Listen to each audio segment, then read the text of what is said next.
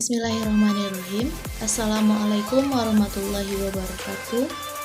Perkenalkan, nama saya Elvi Khairani, NIM 2114010155, akan mencoba mempresentasikan tentang ideologi negara Republik Indonesia pada kesempatan kali ini. Poin-poin yang akan saya bahas, yang pertama pengertian ideologi, yang kedua ideologi Pancasila, yang ketiga macam ideologi Pancasila, dan yang keempat Pancasila sebagai ideologi bangsa negara Republik Indonesia. Kita masuk kepada poin yang pertama, pengertian ideologi. Ideologi terdiri dari dua kata, yaitu yang pertama adalah idea. Idea adalah pikiran melihat dengan yang budi, sedangkan logos, gagasan, pengertian, kata, dan ilmu.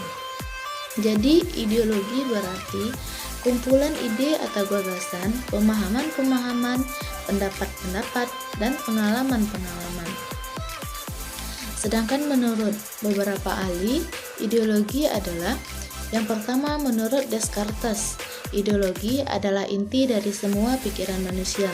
Sedangkan yang kedua, menurut Machiavelli, ideologi adalah sistem perlindungan kekuasaan yang dimiliki oleh penguasa. Sedangkan menurut Thomas Hobbes, ideologi adalah seluruh cara untuk melindungi kekuasaan pemerintah agar dapat bertahan dan mengatur rakyatnya. Yang keempat, menurut Francis Bacon, ideologi adalah paduan atau gabungan pemikiran mendasar dari suatu konsep. Yang selanjutnya, menurut Karl Marx, ideologi adalah alat untuk mencapai kesetaraan dan kesejahteraan bersama dalam masyarakat. Selanjutnya, poin yang kedua, ideologi Pancasila. Apa itu ideologi Pancasila? Ideologi Pancasila adalah kumpulan nilai-nilai, norma-norma, dan cita-cita yang merupakan acuan dalam mencapai tujuan bangsa Indonesia. Pancasila adalah ideologi terbuka yang mampu selaras dengan dinamika kehidupan masyarakat Indonesia. Selanjutnya, poin yang ketiga, macam ideologi.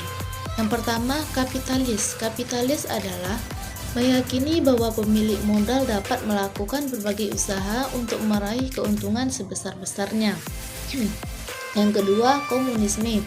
Asal paham ini dari Manifest der Kommunisten yang ditulis dari Karl Marx dan Friedrich Engels mengenai teori yang berisikan analisis pendekatan kepada perjuangan kelas dan ekonomi kesejahteraan yang pernah menjadi salah satu gerakan paling berpengaruh di dunia politik.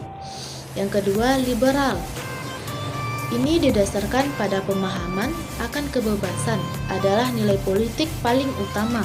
Pada dasarnya, harapan dari dikembangkannya ideologi ini adalah untuk mencapai masyarakat yang bebas, dengan ciri utamanya kebebasan berpikir untuk setiap individu.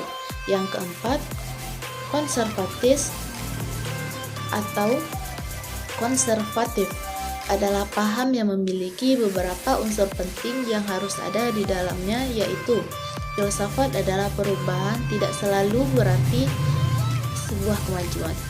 Yang kelima, sosialisme.